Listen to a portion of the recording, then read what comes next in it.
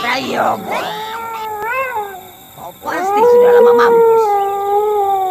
Sekarang merasakan semua keturunanmu yang akan menerima pembalasanku.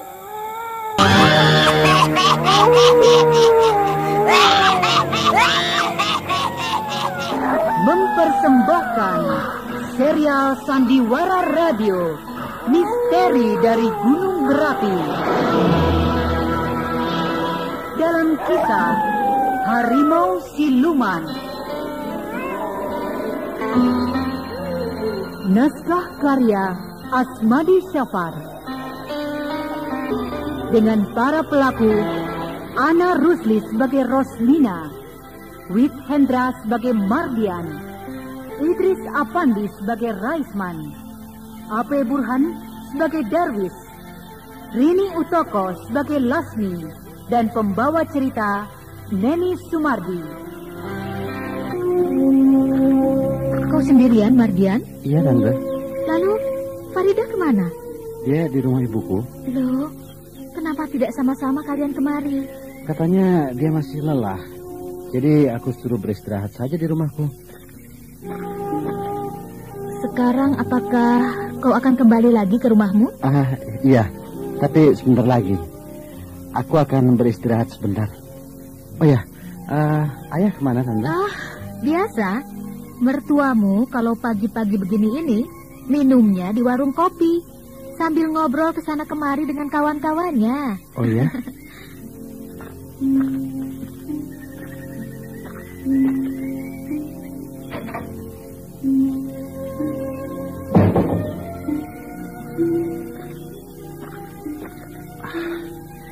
Badanku terasa sangat lelah. Sebaiknya aku tidur dulu sebentar. Tapi Farida bagaimana nasibnya ya? Mungkin dia sudah mati. Kenapa aku harus menghisap darahnya? Kenapa waktu itu aku tidak mencari orang lain saja untuk aku bunuh? Sudahlah. Waktu itu juga di sana tidak ada orang. Mardian? Ya, Tante. Apakah kau sudah minum pagi ini? Belum, Tante. Kalau begitu, Tante siapkan ya. Boleh, Tante. Terima kasih. Padahal keluarga Farida sangat baik padaku. Mereka tampaknya senang mendapat menantu seperti aku. Celaka. Kalau mereka tahu bahwa Farida mati karena aku, tentu biar saja. Apa yang akan terjadi, terjadilah. Karena kejadian itu bukan kemauanku, bukan atas kehendakku. Tapi kenapa aku mendapat penyakit seperti ini? Penyakit yang belum aku temukan selama aku bersekolah dokter. Hidupku nampaknya akan suram pada hari-hari mendatang. Kalau penyakitku ini tidak bisa sembuh, orang-orang tentu akan takut berteman denganku. Mardian? Ya, Tante. Silahkan minum dulu. Nanti minumannya dingin. Iya, Tante.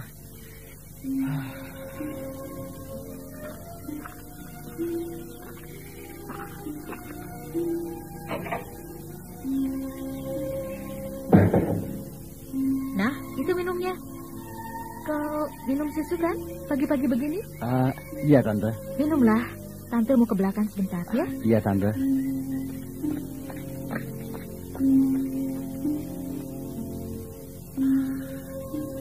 Bibi Farida ini sangat baik padaku.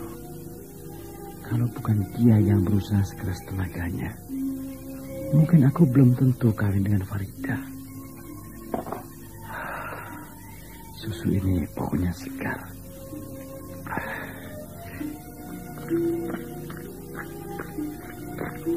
Kenapa kau mencium susu itu, Mardian? Apakah baunya tidak enak? Tidak, Tante. Baunya enak, wangi. Iya, memang susu itu masih baru. Karena tadi pagi habis diperah dari sapi yang di belakang rumah itu. Iya, Tante. Tadi malam juga sapi Tuan Rene mati olehku.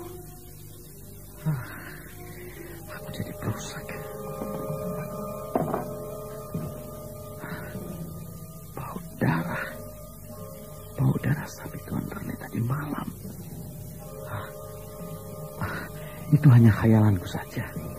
Karena bicara soal sapi, aku teringat kejadian tadi malam. Tampaknya kau lelah sekali, Mardian. Iya, Tante. Aku dan Tuan Rene ngobrol semalam suntuk. Jadi aku kurang tidur. Ya, kalau begitu kau harus istirahat saja. Iya, Tante. Aku harus istirahat. Ronggonku jadi haus. Apakah penyakit itu akan datang sekarang? Kalau Tante Rusmina tahu, aku akan malu. Atau apakah dia harus jadi korbanku berikutnya? Oh, tidak boleh. Aku harus coba tidur. Mungkin bisa hilang. Kepalaku pusing. Maaf Tante, saya mau tidur dulu. Iya. Tampaknya mukamu pucat sekali, Mardian.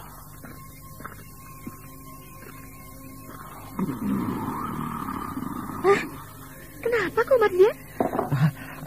Tidak apa-apa, Tante. Aku hanya pusing. Tapi untung aku tidak berubah jadi harimau. Hausnya aku haus darah. Mardian, kau sakit ya? Tidak. Aku hanya haus. Kalau begitu, tunggu ya. Tante ambilkan air dulu ya. Tidak usah, Tante. Aku tidak butuh air.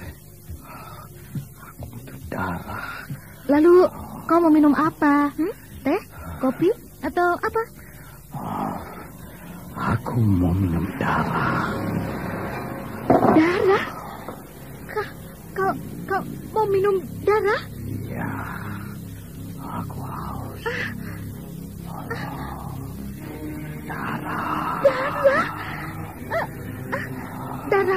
Darah apa, Mardian? Darah manusia. Kau sakit, Mardian? Aku butuh darah Tante. Kau jangan main-main, Mardian. Aku tidak main-main. Kau mau apa, Mardian? Jangan lari. Lepaskan, jangan. Lepaskan aku. Kau sudah gila. Lepaskan aku. Lepaskan. Darah. Aku tidak mau. Diam. Aku akan menggigit lehermu.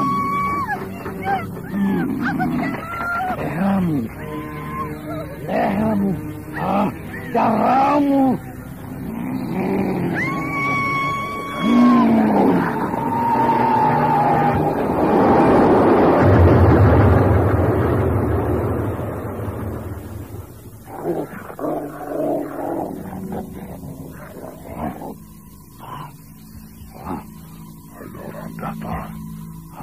Darahnya belum semua aku hisap.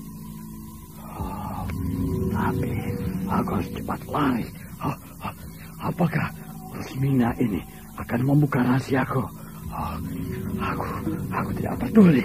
Aku harus keluar dari jendela ini. Hop, iya.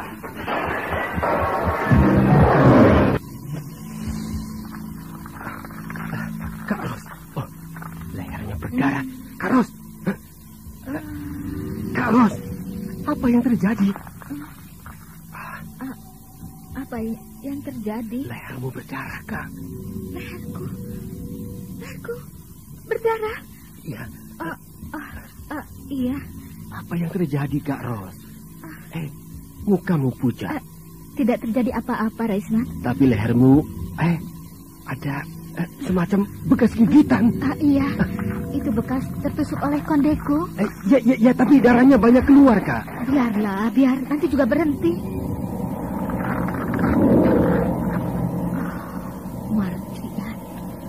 Mardian yang telah melukai leherku. Tapi orang lain tidak boleh tahu. Aku suka gigitannya itu.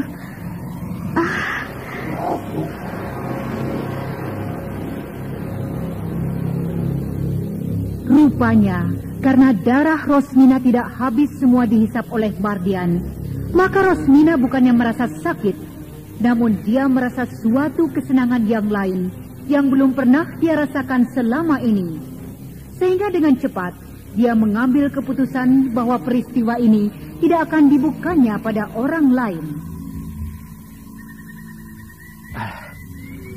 Farida belum kembali. Belum? Itulah sebabnya aku masuk kamar ini dan membereskannya. Ya, maklumlah pengantin baru masih canggung untuk membereskan kamarnya sendiri.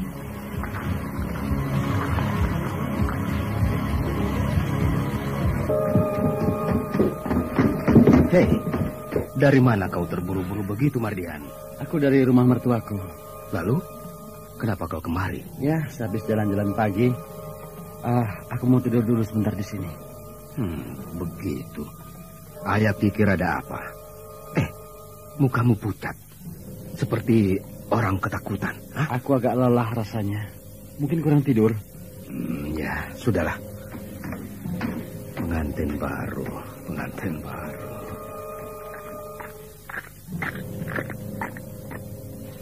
Abang ini bicara dengan siapa, Bang? Ya, dengan siapa lagi kalau bukan dengan pengantin baru? Dengan Mardian? Mana orangnya? Itu, di dalam kamarnya. Itu anak. Masih mundar-mandir saja kerjanya. Iya. Padahal kan seharusnya dia tetap di sana. Kenapa harus bolak-balik kemari terus? Ya biar saja. Itu kan namanya dia masih rindu pada rumahnya, pada orang tuanya. Coba aku lihat. Aku akan memberi penjelasan pada anak itu. Penjelasan apa? Ya, penjelasan tentang perkawinan, Bang. Dia itu kan bukan anak-anak lagi. Dia sudah menjadi seorang suami. Tapi kok tampaknya belum sadar. Masih seperti bujangan saja. Ya cobalah. Paling-paling kau nanti yang akan diberinya keterangan panjang lebar.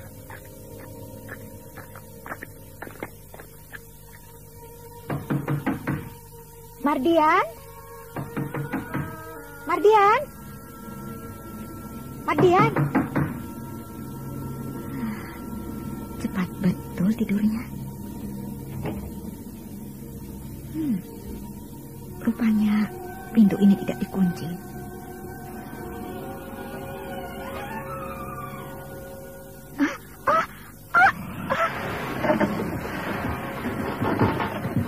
Lasmi?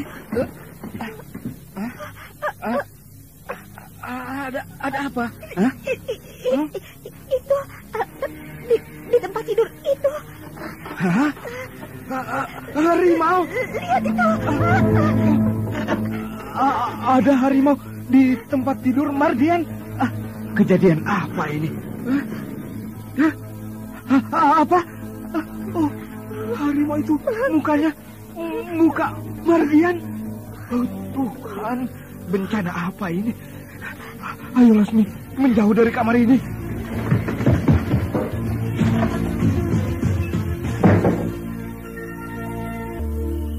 Kalau begitu, anak kita ini sudah menjadi harimau siluman. Pantas, dia tidak mau memakai jimat penangkal itu, Bang. Iya. Itulah sebabnya dia selalu diikuti terus oleh siluman yang bernama Nyai Ringgi itu. Jimat itu kau pakai sekarang? Tidak. Aku simpan saja dalam lemari. Aduh. Aku kasihan melihat dia berteriak-teriak ketakutan bila jimat itu ada di dekatnya, Bang. Iya. Sebaiknya begitu. Bang, jam berapa Pak Salihun itu akan kemari? Ya, katanya sehabis Isya. Bisa dia mengobatinya? Semoga saja bisa. Walaupun katanya ini agak berat. Itulah sebabnya dia mau bertemu dulu dengan Mardian.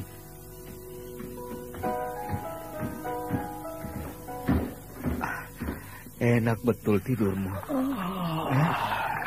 Entahlah, Ayah. Tapi rasanya badanku letih betul. Kau tidur lama sekali.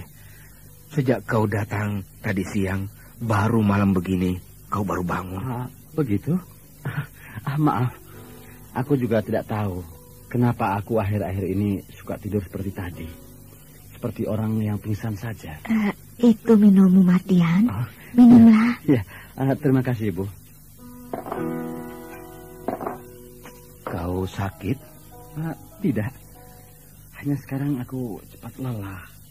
Tapi tampaknya kau agak sakit. Tidak. Kau memang agak sakit kelihatannya, Mardian. Tapi aku tidak merasakan apa-apa. Apakah kedua orang tuaku mengetahui tentang keanehan diriku?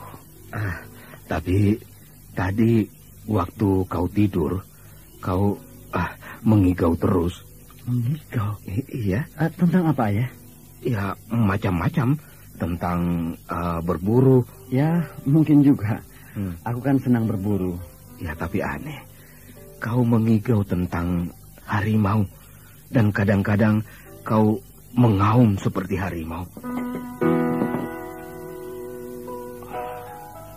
Iya, begitu. Kau tidak percaya? Bang, apa memang kau mendengarnya? Tidak. Aku hanya sedang memancingnya ke arah itu, supaya nanti dia akan bicara sendiri. Ya. Mardian, minumlah. Kenapa kau termenung terus? Iya. Apa iya? Dia mau menceritakan kejadian tentang keanehan dirinya kepada kita. Semoga saja dia mau, supaya kita lebih mudah untuk mengobatinya.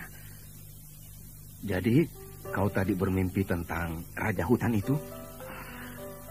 Apakah mereka mengetahuinya? Iya, kau bermimpi? Iya. Pantesan ibumu sampai terkejut melihatmu. Terkejut melihat saya? Iya, karena kau mengaum begitu. Sampai-sampai ibumu melihat kau tidur yang tampak hanya harimau, bukan dirimu lagi. Jadi ibu melihat aku seperti harimau? Ibu... Jadi ayah dan ibu telah tahu apa yang aku alami. Bukan begitu. Kau punya rahasia apa, Mardian? Aku bisa berubah jadi harimau. Kau bisa berubah jadi harimau? Ya, ayah ibu saksikan itu bukan khayalan. Tapi itulah kejadian yang sebenarnya. Ya, sudahlah. Kau jangan murung begitu. Kami memang telah melihat semua kejadian pada dirimu. Hidupku ini akan hancur. Aku akan diasingkan orang. Aku akan dimusuhi orang. Itulah, Nak. Ibu kan sudah bilang, jangan membunuh harimau yang nyata-nyata tidak mengganggu kita. Tapi kau tidak mau mendengarkannya. Nah, itulah akibatnya. Karena kau telah membunuh 3 ekor harimau, induknya dan 2 anaknya. Kau tidak boleh putus asa, Nak. Aku dan ibumu akan berusaha mengobatimu. Semoga kau bisa disembuhkan. Siapa yang akan mengobati aku, ayah? Pak Salihun. Dia akan datang kemari. Mungkin sebentar lagi. Dan untuk sementara, kau jangan pulang dulu ke rumah mertuamu. Kau harus di sini saja dulu. Kalau mereka tanya, bilang saja kau sedang mempersiapkan barang-barangmu yang akan kau bawa ke Batavia. Karena masa liburmu, maksud ibu, masa libur sekolahmu hampir habis. Iya. Dan mengenai Farida, biarlah dia sementara ini tetap di rumah orang tuanya, supaya dia tidak tahu tentang dirimu. Farida. Nah, sudah. Tidak usah kau pikirkan betul tentang istrimu itu. Yang penting, sekarang kau harus sembuh dulu. Kedua orang tuaku tidak tahu kalau aku sudah membunuh Farida. Kau dengar apa yang dikatakan ibumu, Mardian? Iya, ya. Nah, mungkin itu Pak Salihun datang. Akan diapakan aku? Tidak akan diapa-apakannya. Yang penting kau harus sembuh. Iya. Nah, tenang-tenang sajalah kau duduk, ya. Biar ayah yang membukakan pintu itu.